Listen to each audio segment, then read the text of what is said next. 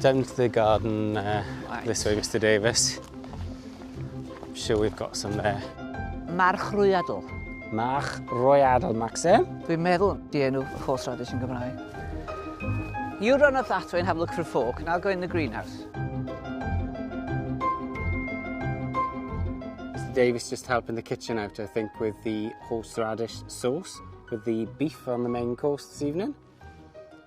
I don't like it though. I just decline at the table. That's horseradish. Ah, there. Spotted straight away. Yep. It's like a Swede underneath. It's dirty and knobbly, and you have to scrub it and peel it, and then grate it. So that one? Yeah. And then you farch rwyadl, go dda.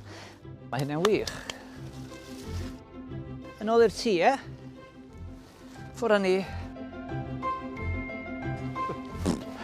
Sorry. Keep up, Mr Davis.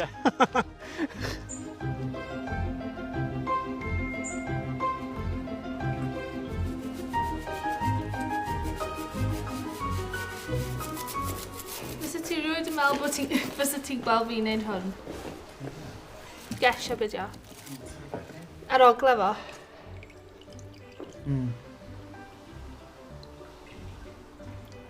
Fath o gweiden, di ond e? Back of a tree yn beth. Beth i hawdd diawl?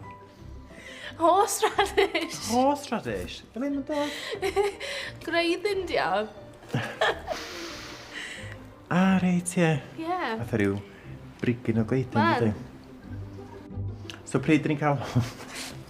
Wel, falle ddim ni sy'n gael o. Dwi'n meddwl y teulu o Ynys Dair sy'n gael o. Dwi'n wisio allan am y gwyneben o hynna lle pe hwnna. Thank you.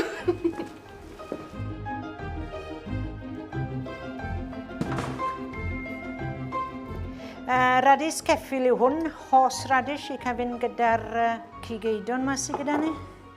Wy'n deall mae Mr Quick i hynna'n sydd wedi pigo hwn i ni. Ac wedyn, well fi'n gwneud yn siŵr bod fe wedi paratoi jyst yn gwmws fel mae fe yn ei hoffi fe. A fel bod dim syniad gyda fi siwt mae fe'n hoffi fe, mi geith e fel wy'n ei hoffi fe.